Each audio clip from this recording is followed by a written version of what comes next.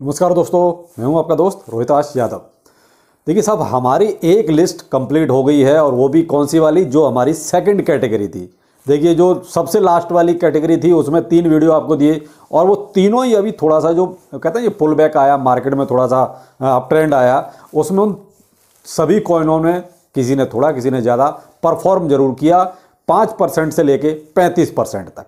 और वो सफिशिएंट है मुझे लगता है, क्योंकि उससे ज़्यादा आप मीम कॉइन्स में या छोटे कॉइन्स में ना जाएं तो ज़्यादा बेहतर है। देखिए वो भी इसलिए सजेस्ट किए, वो आपने बोला कि भाई हमें वो वाले टोकन्स चाहिए, तो वो कौन से ठीक रहेंगे, तो इसीलिए मैंने उसकी लिस्ट आपको दी।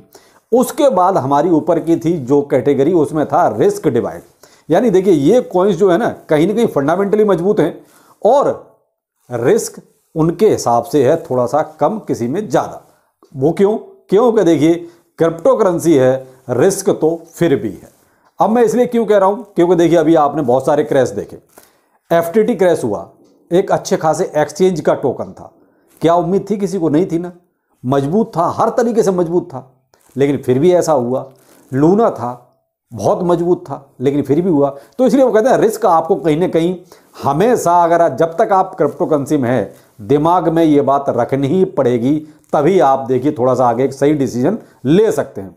अब पहली लिस्ट आपने देख ली, उसमें मैंने आपको और आपकी पहुंच वाले ही मैंने टोकन रखे हैं। इसलिए इसमें ऐसे टोकन्स भी नहीं रख रहा जो आपकी पहुंच में ही ना हो, जो आपके, या तो देखिए मैं एक चीज और समझ पा रहा हूं कि ये लगभग सभी के पोर्टफोलियो में पहले से ही है।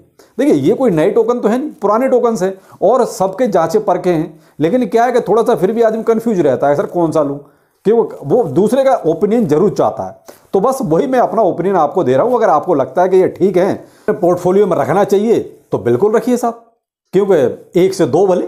तो अगर आपको लगता है कि मेरा ओपिनियन ठीक है, तो बिल्कुल आप देख सकते हैं। अब आज जो मैंने टोकन्स रखे हैं 5, अब उन 5 में मेरा जो क्राइटेरिया था वो ये था कि एक तो इनका मार्केट कैप देखिए थोड़ा ठीक ठाक होना चाहिए, यानी कि कम से कम इतना तो हो कि लोग इसमें विश्वास कर सकें। दूसरा ये कि इनकी सप्लाई चाहे ज़्यादा कितनी भी है, मैक्सिमम या टोटल जो भी सप्लाई है वो बेशक कितनी भी है, लेकिन इनकी मार्केट में कितनी आ गई, क्या मैक्सिमम आ चुकी है या आधे से ज़्यादा आई कि नहीं आई। दूसरा, ठीक है, तो ये 2 कारण हुए आज इसको रखने का। और तीसरा तो आप देखिए फंडामेंटली तो ये लगभग मजबूत है ही, इनमें ऐसी कोई दिक्कत नहीं है। वो कहते हैं कि थोड़ा लेट हो सकता है। देखिए मार्केट आजकल वो कहते हैं कि अचानक से ऊपर और अचानक से नीचे वाली पोजीशन हो गई है, कि किसी के चढ़ाने से चढ़ गई है और मे भी कहीं कुछ नेगेटिव हुआ तो नीचे भी आ जाएगी। लेकिन अभी हम वो वाली चीज़ नहीं देख पा रहे हैं जो कहते हैं ना कि बुल ट्रेंड। तो बुल ट्रेंड वाली चीज़ें थोड़ा सा देखिए अभी टाइम लगेगा और बहुत जल्द आपको ये खुशखबरी भी मिलेगी, ऐसी बात नहीं है, बहुत जल्द मिलेगी। अब पहला हमारा टोकन है सैंड बॉक्स। यहां मैं आपको एक चीज और क्लियर करूं कि ये वीडियो तो मेरा अभी देख रहे हैं आप, लेकिन सैंड और माना का अपडेट जो अभी प्राइस में ये जंप आया, वो मैंने आपको रात को ही, आप ये मान लीजिए लगभग 12:30 बजे आपको अपडेट कर दिया था। अगर उस टाइम कोई लाइव होगा, थे कई सारे मैंने देखा जो टेलीग्राम पर लाइव थे, तो उन्होंने उस टाइम देखा भी, तो वहां पर अगर देख लिया, अगर किसी ने नीचे अगर अभी लिया है तो अच्छा खासा वो प्रॉफिट उन्होंने लिया होगा, मैंने आपको अपडेट किया था। अब पहला है हमारा सैंड बॉक्स। इसकी जो मार्केट कैप है 1.1 बिलियन है, तो बिलियन में है तो देखिए ठीक है, कोई डरने वाली बात नहीं है।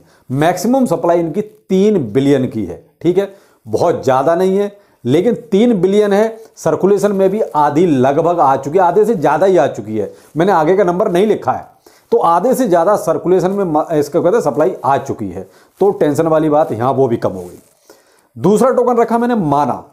ये माना भी रात को अच्छा खासा पंप हुआ, मैंने उसका अपडेट भी तुरंत टेलीग्राम पे शेयर किया। अब जिसने देखा होगा उन्होंने एक अच्छा खासा प्रॉफिट या बनाया होगा। टोटल मार्केट कैप 1.3 बिलियन की है आज की डेट में। देखिए अब ये मार्केट कैप तो अगर किसी में पंप आए तो तुरंत बढ़ भी सकती है, अगर कोई डाउन हुआ तो ये मार्केट कैप आपके नीचे आ भी सकती है। ये डिपेंड करता है कि उस टाइम पे उसका प्राइस कैसा चल रहा है, उसका बिहेवियर कैसा है, कि अप ट्रेंड का है या उसका बिहेवियर डाउन ट्रेंड का है। तो आप यहां ये ना देखें कि मैंने जो बताया वो कम नहीं हो सकता, वो कम भी हो सकता है, ज्यादा भी हो सकता है, क्योंकि वीडियो अब बन रहा है तो हो सकता है कि जब मैं वीडियो पब्लिश करूं प्राइस और इसका बढ़ जाए, तो उसी हिसाब से इसका मार्केट कैप भी बढ़ जाएगा।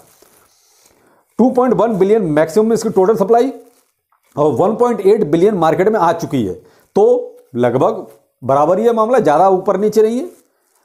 APE, ठीक है, इसकी 1.8 billion total supply, sorry market cap, ठीक है, यहाँ ये 1.8 बिलियन मार्केट कैप है।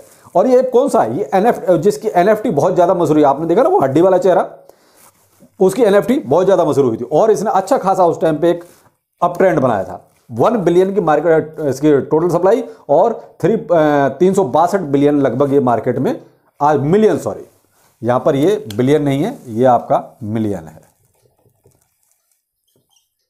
ठीक है। तो 1 बिलियन टोटल हो गया और 362 मिलियन मार्केट में आ गया। वीचेन बेट और इसकी 1.5 बिलियन आपका मार्केट कैप हो गया, 85.9 बिलियन आपका टोटल सप्लाई और 72.5 बिलियन आपका सर्कुलेटिंग सप्लाई। तो यहां भी देखिए सप्लाई लगभग मार्केट में ही है, थोड़ी बहुत है, ज्यादा नहीं है।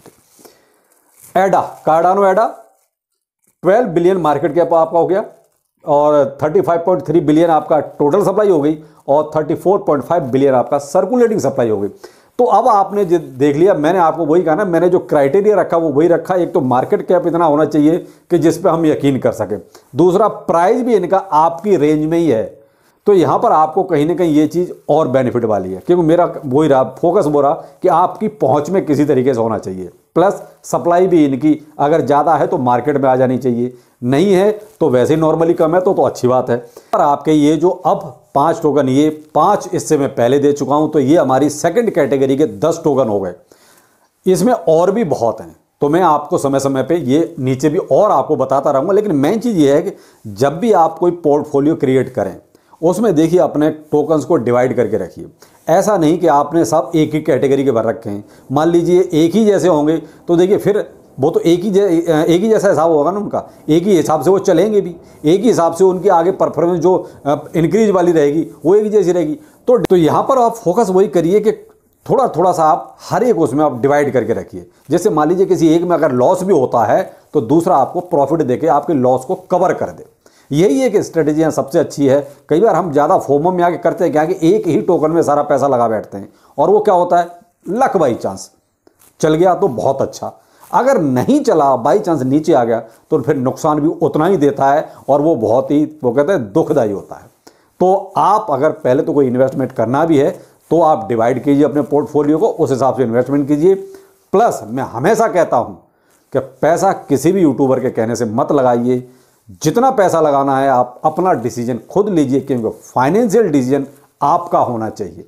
क्योंकि यूट्यूबर के कहने से पैसा लगाने का मतलब है कि आपका अपना उसमें कुछ भी नहीं है, आपका उसमें कोई कंट्रीब्यूशन नहीं है।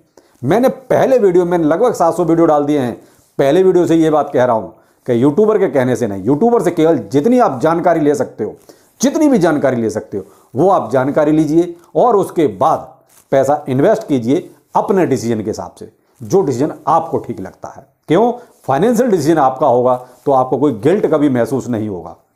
फाइनेंशियल डिसीजन आपका कोई और ले रहा है तो आप हमेशा जो है गिल्ट में ही रहेंगे और हमेशा परेशानी झेलते रहेंगे। तो इसलिए इन्वेस्टमेंट जो भी करना है प्लीज़ अपनी रिसर्च भी करें और थोड़ा सा सोच समझ के करें, क्योंकि क्रिप्टो करेंसी है। तो चलिए फिर मिलते हैं